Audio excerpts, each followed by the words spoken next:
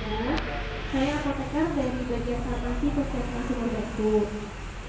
Pagi ini saya akan menjelaskan sedikit, mau menyampaikan sedikit mengenai penggunaan obat-obatan kepada Bapak Ibu sekalian, terutama untuk Bapak Ibu yang punya anak-anak ya.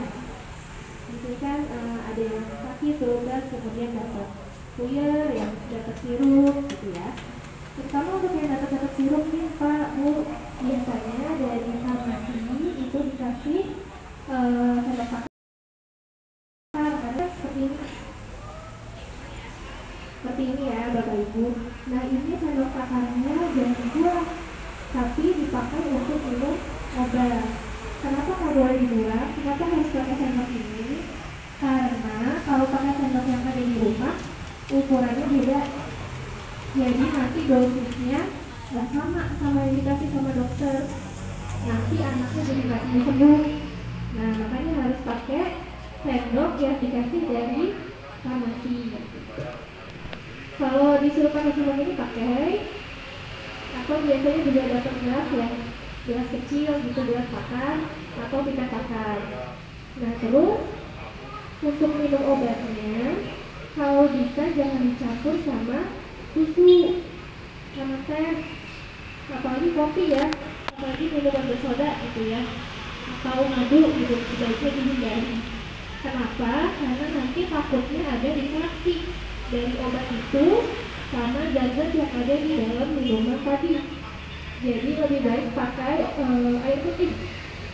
Nah kalau misalnya takut panas nih, nanti bisa apa sih? Beli ada sirup khusus buat pencampuran sediaan puyer. Jadi nanti puyernya dicampur pakai sirup. Sirupnya itu sirup khusus, jadi bisa dibeli di apotek, harganya juga nggak terlalu mahal. Terus yang ketiga, untuk antibiotik. Antibiotik kan pasti dikasih tahu ya, dihabiskan gitu ya. Nah itu benar-benar dihabiskan ya. Kalau sudah sembuh nggak ada gejala, harus tetap diminum sampai obatnya habis. Kenapa? Karena nanti kalau nggak diminum, udah sehat nih, udah merasa sehat, obatnya udah sisa, udah nggak usah diminum, disimpan gitu ya. Nggak boleh seperti itu. Jadi harus diminum sampai habis supaya nggak terjadi kumannya kebal.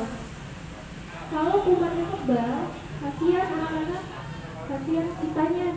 Kalau kita sakitnya sama, anak-anak sakitnya sama, nanti nggak akan mempan kalau dikasih obat yang sama.